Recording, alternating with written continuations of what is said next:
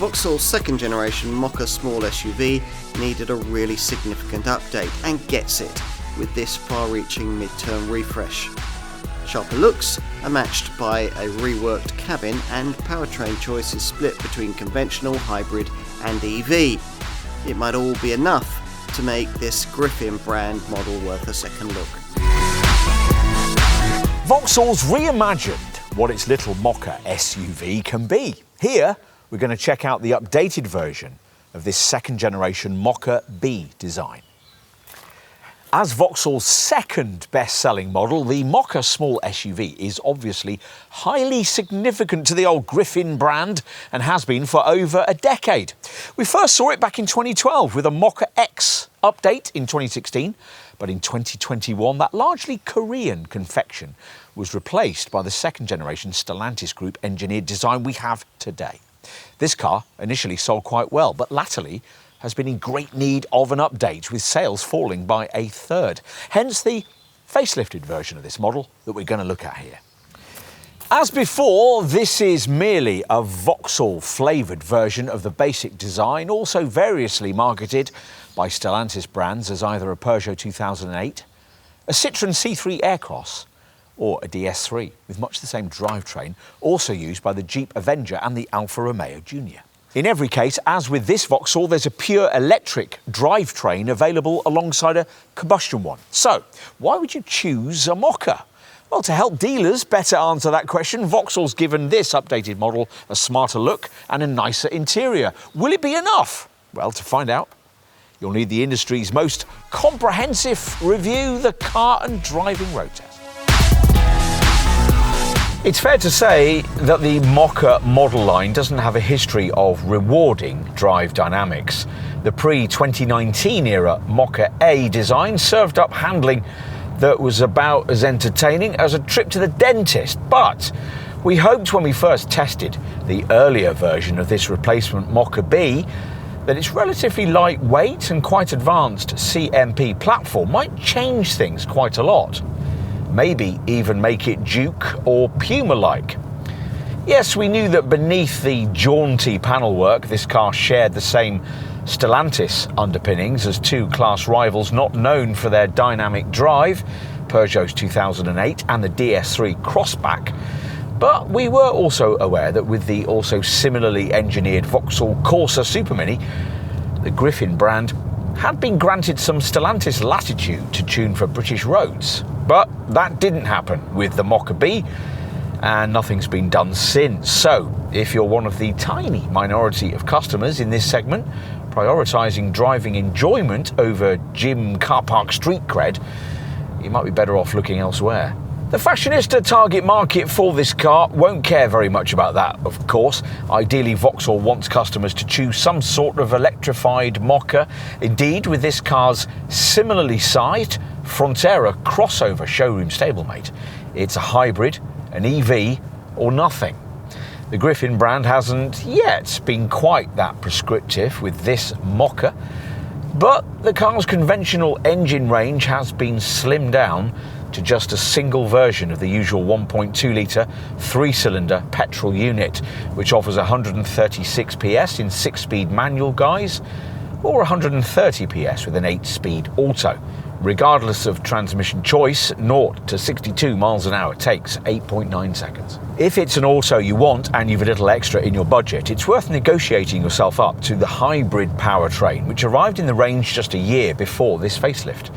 It's actually a 48-volt mild hybrid unit, but quite a clever one, which its engineers claim is able to drive the car for up to 50% of the time in city traffic.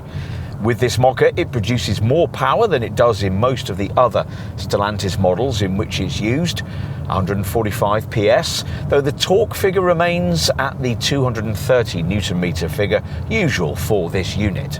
The engine's coupled to an eDCT6 electrified 6-speed dual-clutch auto transmission, which integrates a 28 horsepower permanent magnet synchronous electric motor, adding 55 Nm of extra torque to the drivetrain.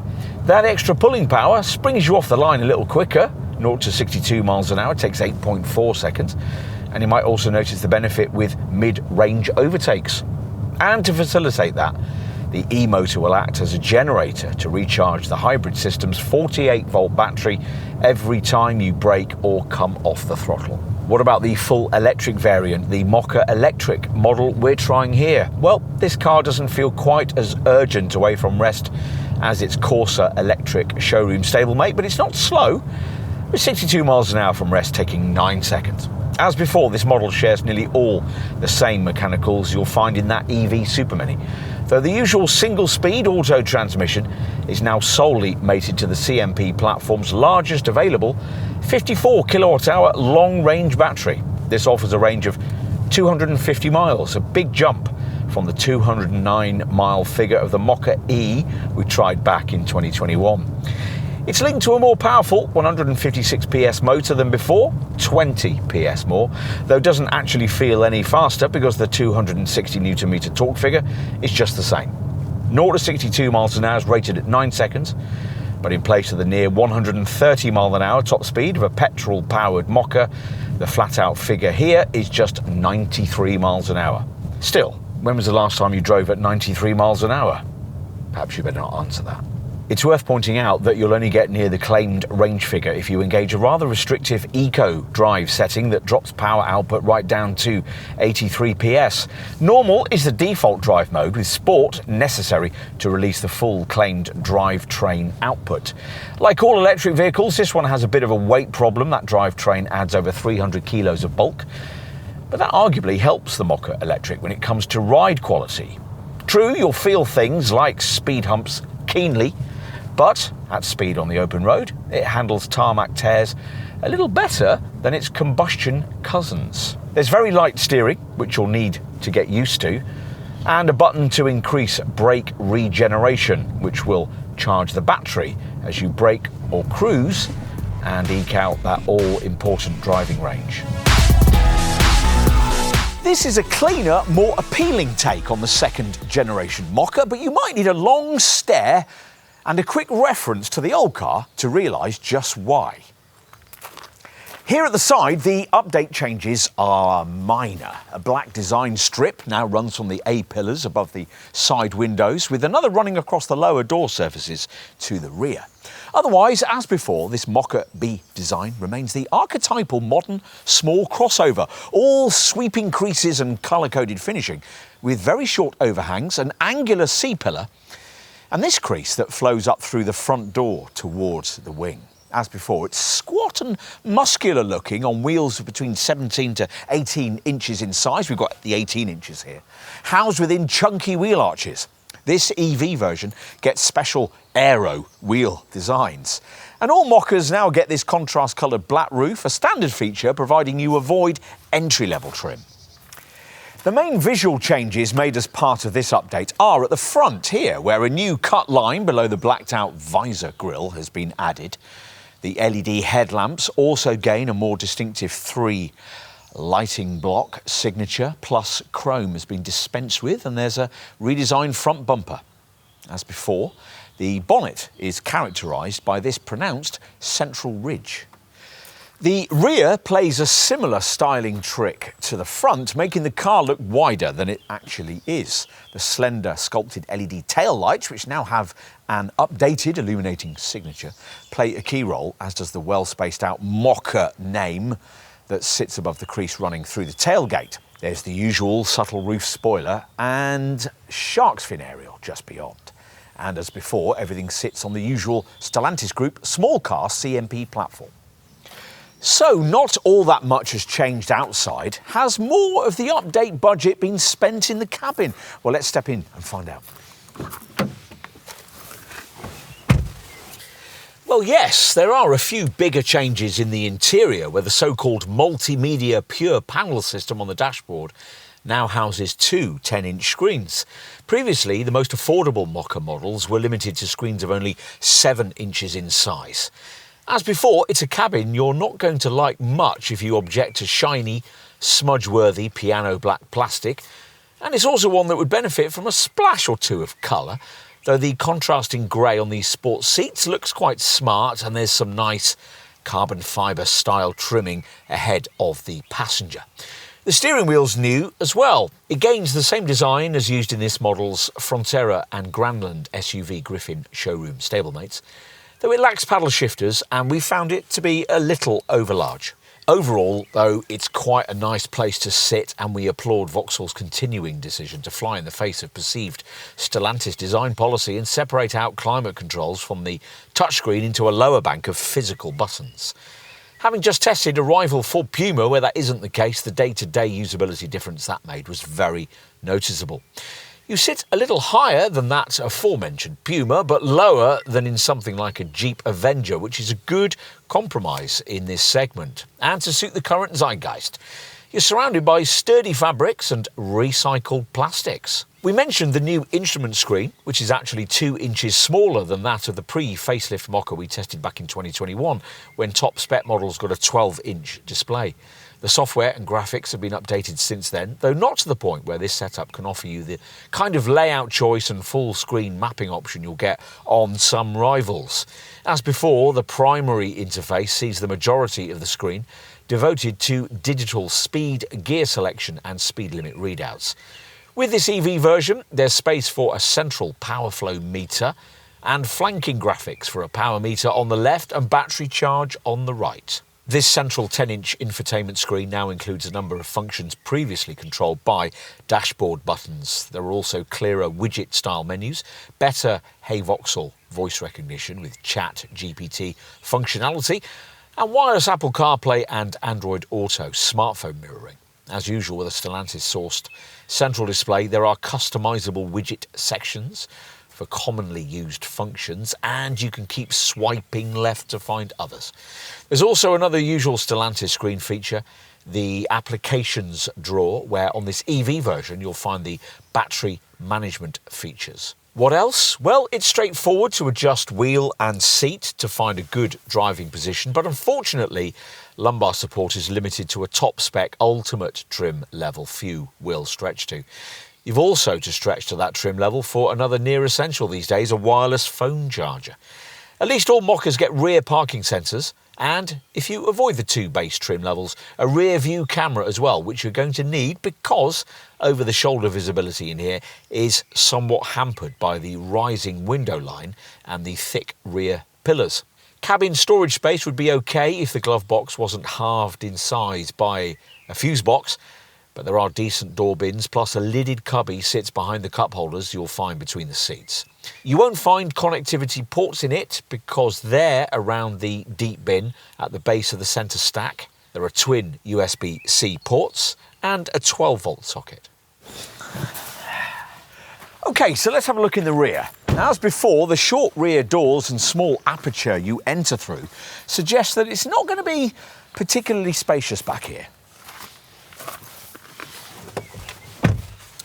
Which is pretty much the way it turns out, and unlike in some key rivals, there's no useful sliding bench mechanism to improve things.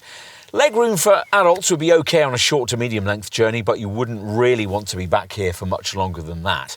It'll probably be fine for children though, unless they object to the upwardly sloping window line, which particularly on models with tinted rear windows might leave some kids feeling a bit claustrophobic. There's no centre armrest. The headrests are of the sort that uncomfortably dig into your shoulder until you raise them up. The door bins are small, the middle pew is narrow and a little raised, and the door cards turn out to be unimaginatively finished in plain black plastic. But there's a relatively low centre tunnel, and just above it, youngsters will be pleased to find a couple of central USB ports provided.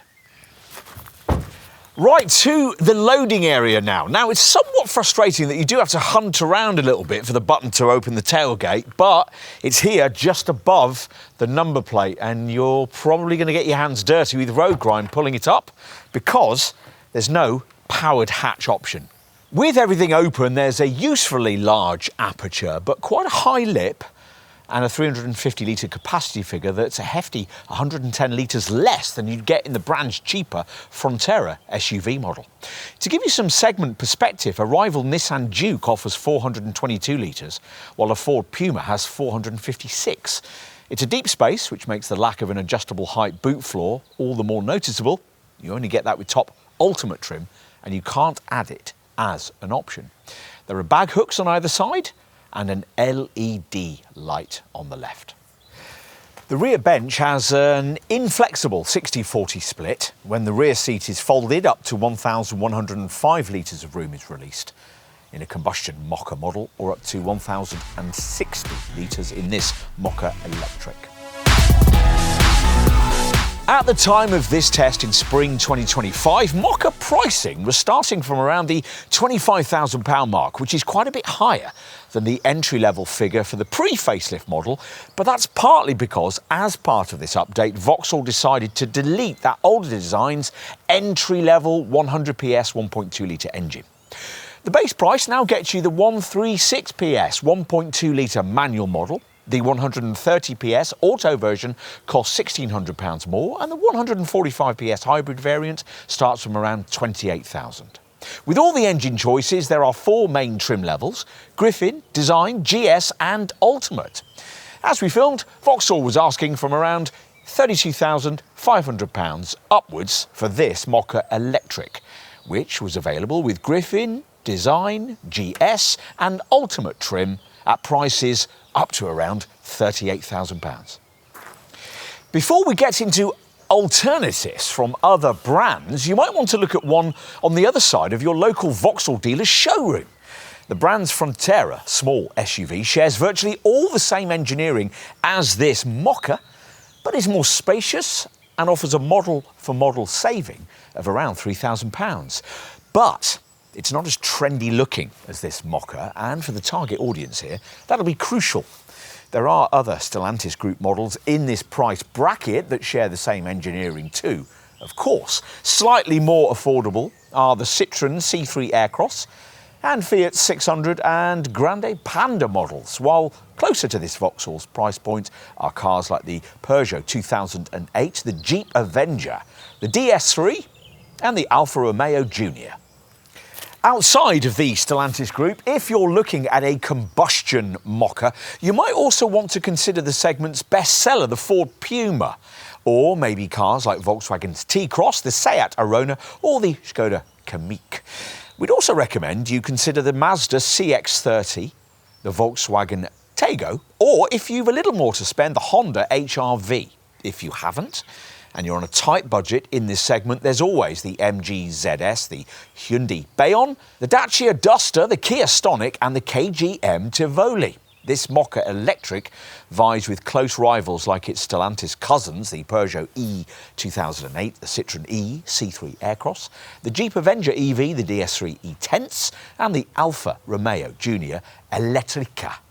As well as with cars like the Ford Puma Gen E, the Kia EV3, the Skoda Elroq, the MG4, the Smart #1, the Mini Aceman, the Fiat Grande Panda EV, the BYD Atto 2, the GWM Aura 03 and Renault's 4 and 5 E-Tech models. If having considered all the alternatives, you decide that it is a Mokka that you want, then you're going to need to know about standard spec. So let's take a closer look at that now. All versions of this Vauxhall come pretty well equipped. The most affordable Griffin and Design spec models have pretty much the same level of spec. That gets you 17-inch black alloy wheels, a black roof, dark tinted rear windows, rear parking sensors, cruise control, LED tail lights, and Intelli LED headlights with high beam assist. Inside, there's a 10-inch digital instrument cluster, plus electronic climate control, an automatic anti-dazzle rear view mirror, cruise control with an intelligent speed limiter, heated front seats and a movable boot floor. Media stuff's taken care of by a 10-inch colour touchscreen with Apple CarPlay and Android Auto. If you want a slightly sportier look and feel, it might be worth upgrading to the mid-range GS trim that we're trying here. This adds larger 18-inch wheels, sportier looks, black focus upholstery, aluminium pedals, rear tinted windows and a panoramic 180-degree rear view camera. Top ultimate spec gets you IntelliLux LED matrix headlights, navigation, Alcantara upholstery, keyless entry, power folding mirrors, adaptive cruise control, a heated steering wheel, a wireless phone charger and a driver's seat massage function. What about safety? Well, Euro NCAP only gave this Mokka 4 stars out of 5 in their testing. There were concerns about frontal impacts, the lack of central airbags, and the fact that the car's autonomous braking system doesn't recognise cyclists. More modern designs in this segment cover these issues better. But Vauxhall includes the drive assist basics, which means automatic emergency braking with pedestrian detection, low speed forward collision alert, lane departure warning with lane keep assist, extended traffic sign recognition and driver drowsiness alert. Plus, 6 airbags all linked to the usual e-call system. The efficiency stats for the base 1.2 litre, 136 PS manual model are up to 50.4 mpg on the combined cycle and 128 grams per kilometre of CO2. For the 1.2, 130 PS auto, you're looking at 46.3 mpg and 138 grams per kilometre. As for the electrified models, well, don't automatically opt for the Mokka Electric until you've also considered the hybrid version, because it's pretty frugal. With this, in everyday driving over a mixture of city streets, country roads and motorways, the petrol engine and electric motor operate together or separately to optimise energy consumption and performance. This powertrain is particularly effective in city traffic, the electric motor allowing the Mokka hybrid to be driven short distances up to just under a mile on electric power alone under low torque requirements, for example when manoeuvring or at under 18 miles an hour in urban traffic. The 48-volt technology on offer here sounds promising, incorporating a variable geometry turbocharger, variable valve timing and a belt-driven starter that combines with the e-motor to start the petrol engine from cold and also restarts the engine quickly and seamlessly whilst driving. So what's the end result? Well, the Mokka hybrid manages up to 58.9 mpg on the combined cycle and up to 109 grams per kilometre of CO2, a useful improvement over the conventional engine, very close to the stats of the class-leading Toyota Yaris Cross Hybrid. We mentioned earlier that this Mokka Electric now comes only in 54 kilowatt-hour form with up to 250 miles of range. To maintain that in the depths of winter, you're going to need to have added the optional heat pump, which cost another £400. The Mokka Electric model's powertrain can support most domestic charging standards as well as most commercially offered DC rapid charging systems. It has support for up to 3-phase 11 kilowatt charging in AC mode for home use, and a modest 100 kilowatt DC capability is standard, allowing the car to be replenished at a DC public charging point to 80% capacity in 30 minutes. Full AC charging from a 7.4 kilowatt home wall box needs 7 hours and 30 minutes, which you can reduce to 5 hours if you're able to use a 3-phase supply and charge at 11 kilowatt.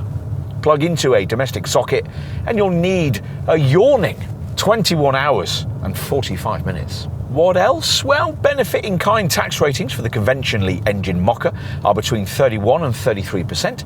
It's 27% for the hybrid. At the time of testing in spring 2025, benefit-in-kind tax ratings for the Mokka Electric were pitched at 3%, and this car has a first-year VED road tax rating of just £10, with £195 payable annually thereafter. Insurance is Group 22 for the conventional 1.2 litre models or Group 24 for the hybrid. Insurance for this Mokka Electric is Group 24. With Vauxhall being a mainstream brand, residual values aren't particularly strong after 3 years and 36,000 miles. Think 44 to 48% for the combustion models. Residual values for this Mokka Electric are predicted after 3 years and 36,000 miles to be just 32%. The Mokka claws the advantage back with modest cost of options and very affordable servicing that you can budget for with a range of pre-paid servicing plans. Servicing for combustion Mokkas is every 12,500 miles or annually, and this Mokka Electric needs a service at the end of the first year or at 8,000 miles, after which it'll need garage visits every 2 years or 16,000 miles. For all Mokkas, there's an unremarkable but potentially extendable 3-year 60,000 mile warranty, and this EV model has the usual 8-year 100,000 mile battery warranty. This is certainly a more appealing kind of Mokka, as it needs to be in its crowded segment. Yes, you could point out that the similarly sized Frontera model on the other side of your Vauxhall dealer's showroom would be a more practical and cost-effective choice, but we think most people would rather have a Mokka on their driveway. Style trumps sensibility in this segment, always has. Vauxhall hasn't always understood this, but the brand clearly does now. And in summary, well, no, this improved Mokka doesn't really bring anything very new to the segment, but customers of small crossovers aren't really looking for engineering ingenuity. Usually they want to make a pavement statement. And if you think that's what this car now does, then you might find yourself liking it very much indeed. Superficial? Well, maybe, but this is one of the more eye-catching Vauxhalls we can remember. And that has to be a good thing.